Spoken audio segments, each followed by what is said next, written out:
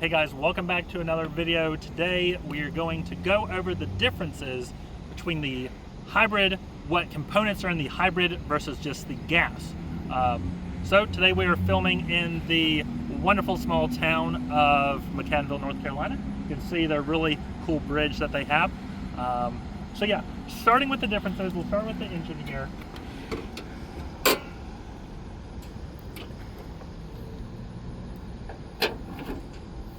Alright, so as with all hybrids, you have the gas engine, which is the main engine here, and then the hybrid.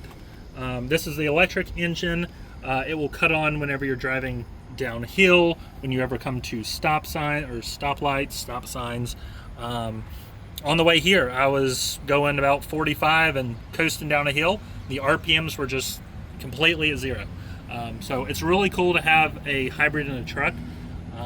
So yeah, as you can tell, the gas engine primarily powers this truck, and then the hybrid kicks on going downhill or at really low speeds. So we'll move on to the inside.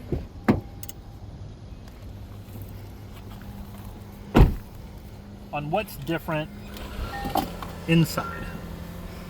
So as you can see, there isn't really much of a difference between the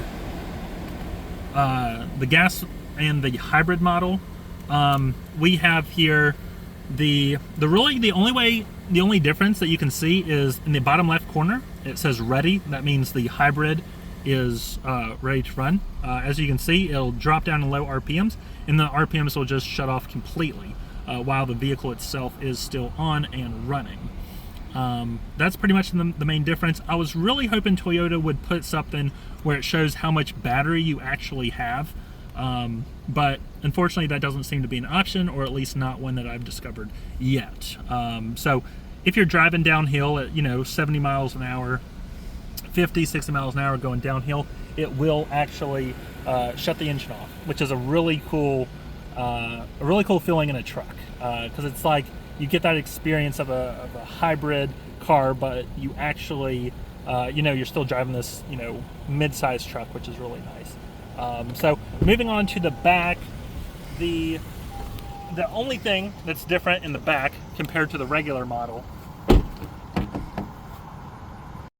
is that the batteries are actually stored underneath the bottom of the seat here. This here is used as a vent, so whenever the batteries get hot, it will allow airflow. So that's one thing that's super important.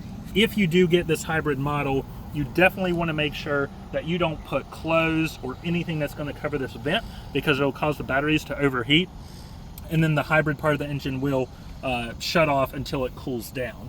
You'll still be able to drive, you'll just get worse gas mileage, and you'll find out what's going on. So another thing with the hybrid ones that's different, the badging. The badging's different. As you can see here, this has this little emblem, and it also says iForce Max. The iForce Max is the hybrid engine. I think it's like somewhere around 330 horsepower compared to the 270 that just the gas models operate. So there is the badge on the back. Now we'll move to the front here. There is this badge that is on the hood. It says iForce Max. The regular gas models just say iForce, or they might not even have a badge there at all.